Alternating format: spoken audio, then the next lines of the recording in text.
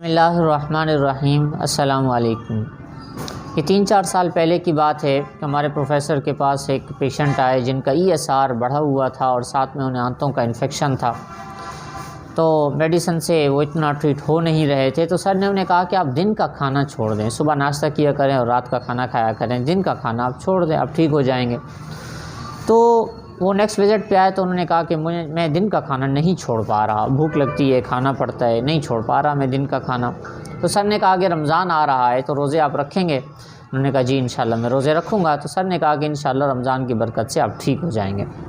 चुनाचे सर ने उन्हें रमज़ान से पहले उनके टेस्ट करवाए, फिर जब उनके रोज़े कंप्लीट हुए तो उसके बाद उनके टेस्ट करवाए तो देखा कि उनका ESR भी डाउन हो चुका था और साथ में उनका जो उनके आंतों का इन्फेक्शन वगैरह वो भी ख़त्म हो चुका था और वो बिल्कुल ठीक हो चुके थे।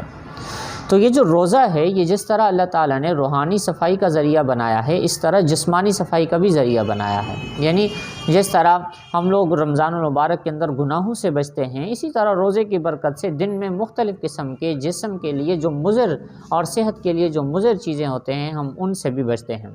तो उस बरकत से अल्लाह रब्बुल इज़्ज़त हमारे जिस्म के गंद वगैरह को ख़त्म कर देते हैं और हमारा जिस्म भी ठीक होता है। रमज़ानुल मुबारक के महीने के अंदर दरअसल हम 4 फेज़ से गुज़रते हैं, 4 मराहिल से गुज़रते हैं। सबसे जो पहला मरहला होता है उसमें हमारी शुगर डाउन होती है, कम हो जाती है। साथ में जो BP है वो नॉर्मल हो जाता है। जो रोज़ेदार हाई BP के पेशेंट होते हैं तो उनका जो BP है वो भी इस रोज़े की बरकत से ठीक हो जाता है। दूसरा जो नंबर है, दूसरे नंबर पे हमारी क़ुव्वत मुदाफ़ात, दूसरा जो मरहला है उसमें हमारी क़ुव्वत मुदाफ़ात इंक्रीज़ होती है। बीमारियों के ख़िलाफ़ लड़ने की ताकत ये हमारी मज़बूत हो जाती है। यानी एक तो हमारा ये मसला है कि हमें थोड़ा सा बुखार ज़रा सा हुआ नहीं कि हमने फ़ौरन पैनाडोल ले ली, ज़रा सा कुछ हुआ नहीं हमने कोई ना कोई मेडिसिन ले ली, जिसकी वजह से हमारा जिस्म फ़ौरन मेडिसिन का आदी है, वो अपनी लड़ाई खुद नहीं, हम जिस्म को अपनी लड़ाई खुद नहीं लड़ने देते। चुनाचे दवाइयों के हम आदी हो चुके हैं। आप अपनी जिस्म को अपनी लड़ाई कुछ तो खुद लड़ने दें। थोड़ा बहुत सर में दर्द, थोड़ा बहुत मैदा डिस्टर्ब, थोड़ा बहुत बुखार वगैरह, जिस्म में दर्द, तो जिस्म को अपनी लड़ाई खुद लड़ने दिया करें। अल्लाह ताला ने ल्यूकोसाइट्स रखे हैं हमारे जिस्म के अंदर जो कि क़ुव्वत मुदाफ़ात का काम करते हैं। चुनांचे रमज़ान मुबारक के महीने में क़ुव्वत मुदाफ़ात हमारी इंक्रीज़ हो जाती है बीमारियों। तीसरे नंबर पे रिकवरी का प्रोसेस होता है। ये पहले 15 दिन के अंदर ये सारा मामलात होते हैं, रिकवरी का प्रोसेस होता है। चुनांचे हीलिंग रिकवरी का प्रोसेस, हमारा जो जिस्म है उसमें मुख्तलिफ़ अमराज़ वो ख़त्म होना शुरू हो जाते हैं। और चौथे नंबर पे आखिर में जब ये सब हो गया, अब चौथे नंबर पे गुड वेल बीइंग, यानी कि हमारा जिस्म सेहत की तरफ गामज़न हो जाता है। चुनांचे वो लोग जो डिप्रेशन के पेशेंट होते हैं उनका डिप्रेशन ख़त्म हो जाता है। जो ये कहते हैं कि हमसे काम पूरी तवज्जो के साथ नहीं हो पाता, उनका दिमाग मज़बूत हो जाता है और वो अपना काम तवज्जो के साथ कर पाते हैं। जिस्म एक्टिव हो जाता है, जिस्म से सुस्ती ख़त्म हो जाती है और यूँ हमारा जिस्म ऐसा लगता है हल्का फुल्का और सेहतमंद हमें महसूस होता है रोज़े की बरकत से। 4 मराइल से हमारा जिस्म गुज़रता है और ये सब रोज़े की बरकत से और रमज़ान मुबारक की बरकत से है। तो जिस तरह रूह को फ़ायदा, इसी तरह रमज़ान मुबारक के अंदर जिस्म को भी फ़ायदा है। अब कुछ साथी अक्सर ये सवाल कर रहे थे कि हमें ये बताया जाए कि हम सहरी और अफ्तारी में किस किस्म का खाना खाएं। तो याद रखिए कि सहरी और अफ्तारी कंट्रोल्ड होनी चाहिए। यानी कि जिस्म को अगर हमने ठीक रखना है तो मर्ज़ी की सहरी और मर्ज़ी की अफ्तारी ना करें। सहरी में कोशिश ये करें कि ऐसे खाने खाएं जो फाइबर डाइट्स के हों और साथ में ऐसे खाने हों कि जो जल्दी हज़म ना हो। यानी आप पराठा खा लेंगे वो जल्दी हज़म हो जाएगा, मीठी सेवियाँ, सूजी, मीठी ये खा लेंगे तो आपका वो भी जल्दी हज़म हो जाएगा। मीठी जो चीज़ भी खाएंगे वो जल्दी हज़म होगा, सिवाय खजूर के, उसमें एनर्जी ज़्यादा है। तो ये चीज़ें, बाकी चीज़ें जल्दी हज़म हो जाती हैं। तो सहरी में ऐसा खाना खाएं जो जिस्म के लिए फ़ायदेमंद हो, जिसमें प्रोटीन्स हों। जैसे अंडा है, वो उबला हुआ अंडा आप खा लें, तला हुआ नहीं, फिर प्यास लग जाएगी। उबला हुआ आप अंडा ले लें, बॉयल्ड अंडा ले लें, ख़ास तौर पे उसकी जो सफ़ेदी है वो अगर आप खाएं तो उससे आपको प्यास नहीं लगेगी। और दूसरे नंबर पे दही, उसमें इसबगोल का छिलका डाल के इस्तेमाल करें कि ये मैदे की जलन वगैरह इन चीज़ों को ख़त्म करेगा। और इसके अलावा लस्सी पिएँ कि लस्सी आंतों के इन्फेक्शन को ख़त्म करेगी। मीठी लस्सी बिल्कुल ना हो, थोड़ी सी नमकीन जैसी हो, तो वो आंतों के इन्फेक्शन को ख़त्म करेगी और ये भी मैदा और आंतों के लिए फ़ायदेमंद।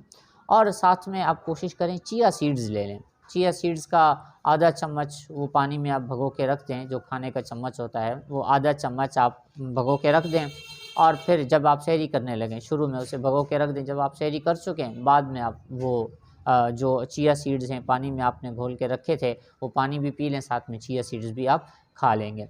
चिया सीड्स का ये फ़ायदा है कि ये पूरा दिन आपको स्लोली एनर्जी प्रोवाइड करते रहते हैं और आप शाम तक यानी कि आपके जिस्म को ये थोड़ी थोड़ी एनर्जी देते रहते हैं, जल्दी हज़म नहीं होते और जल्दी भूख नहीं लगाते, वरना आप तो 10-11 बजे भूख दोबारा शुरू हो जाएगी। अगर आपने कुछ मीठा खा लिया या कुछ आपने पराठे वगैरह खा लिए तो जल्दी आपको भूख लग जाएगी। तो और साथ में हम खजूर भी आप खा सकते हैं। आमतौर पे खजूर को हमने सिर्फ़ और सिर्फ अफ्तारी में रखा हुआ है, आप वो भी खा सकते हैं, सहरी में खा सकते हैं। और नट्स जिनको अल्लाह ने इस्तिताअत दी है वो बादाम और इसी तरह पिस्ते और चलगोज़ा अगर किसी की इस्तिताअत हो तो वो भी साथ में थोड़ा बहुत, और काजू, ये थोड़े थोड़े आप खा लिया करें कि ये भी आपको एनर्जी प्रोवाइड करेंगे।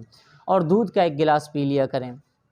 जिनको फ़ैट्स का मसला है तो वो बालाई उतार कर, लो फ़ैट जिसे हम दूध कहते हैं, वो होता है कि जिसकी बालाई यानी मलाई वो उतरी हुई हो, तो वो वाला दूध आप 1 गिलास पी लिया करें, वरना आप मलाई के साथ भी पी लें, जिसको इतना ख़ास कोई मसला नहीं है।